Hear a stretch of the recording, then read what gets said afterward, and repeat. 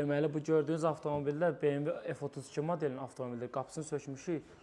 Avtomobilin burasında 2 ədəd, bir burada, bir də burada böyük bir batıqlar var idi. 2 dənə batığı çıxdı. İndi tin hissəsində batıqlar qalıb, ustamız tərəfindən çıxardılır.